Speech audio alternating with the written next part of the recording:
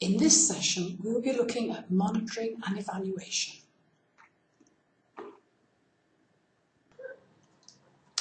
The logical framework is the basis for monitoring and evaluating a project or program. First, let's discuss the difference between monitoring and evaluation. Monitoring is an ongoing process of reviewing performance, whereas an evaluation assesses what has been achieved at the outcome, purpose level, and is often used to learn lessons for future projects. So the features of monitoring. Monitoring is carried out routinely. The frequency can be quarterly, 6 monthly, and it's often an internal process. However, annually it may often be external. It asks the question, are the activities achieving the outputs? If not, why not? And what do you need to do to ensure outputs are being achieved? Monitoring allows an opportunity to reflect on what is working, but also to reflect on what needs to be done to improve performance.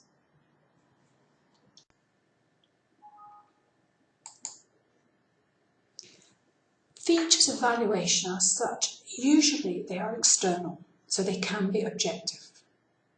Frequency is usually a much longer time horizon, over 5 years or even 10 years. The difference is it evaluates what has been achieved at outcome and purpose level and impact. It is not usually concerned by lower levels.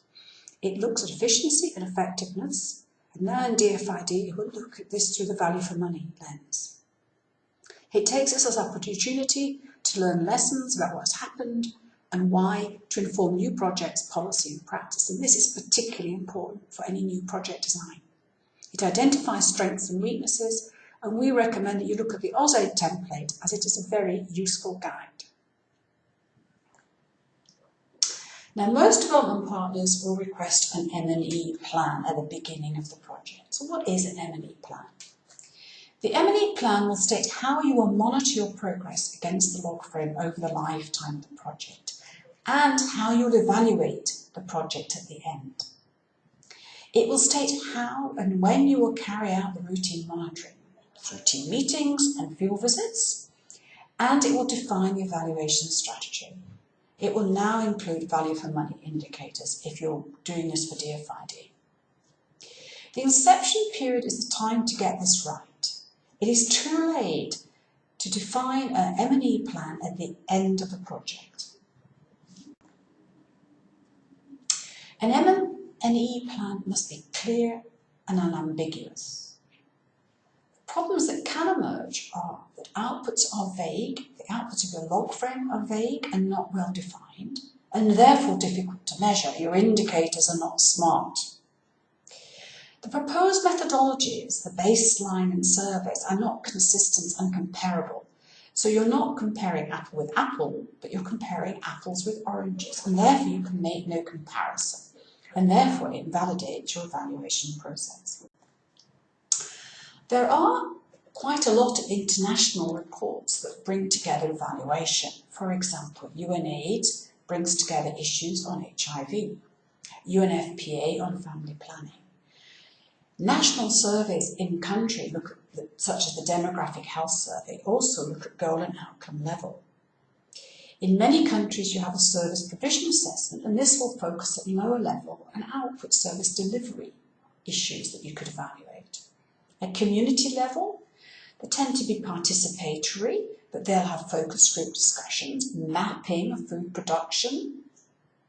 But be very careful when you're carrying out this community evaluations not to raise expectations. The other issue is that evaluations can be expensive, so we need to be absolutely clear about the objectives and the value added of carrying out your own evaluations rather than using those that already exist, such as the Demographic Health Survey or surveys from other international organisations.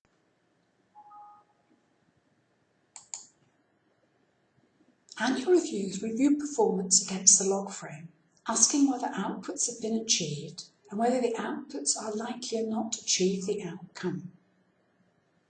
The annual review can be internal or external.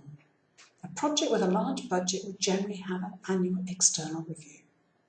However, an alternative approach is that the project team can write up the review, give their own view of performance against the log frame, and then this can be assessed by an external consultant or team of consultants. This provides a good balance of knowledge, local understanding and objectivity.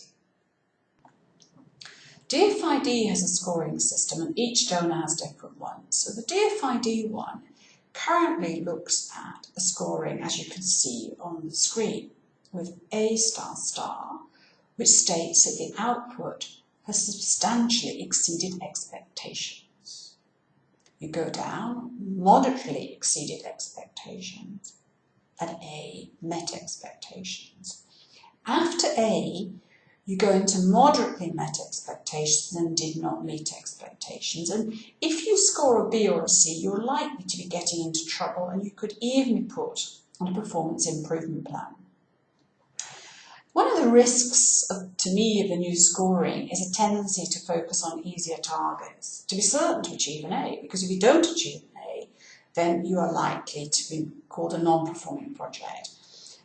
And it has a risk really of not looking at the broader issues in developing a programme.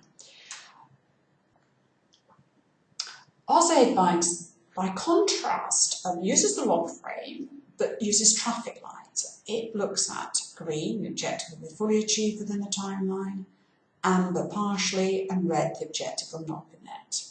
It also looks at what factors have affected progress, whether the theory of change is relevant, and likes to calculate direct contributions made by the Australian government. The next type of evaluation is called a project completion review, and as it would suggest, it's the end of a project. And this now looks at whether the outputs have been achieved, but also whether the outputs will achieve the outcome and contribute to the impact. At this stage, they will say whether they believe the outcome has been achieved or not, and this will be scored using the scoring that I mentioned, A2 star, A star and A.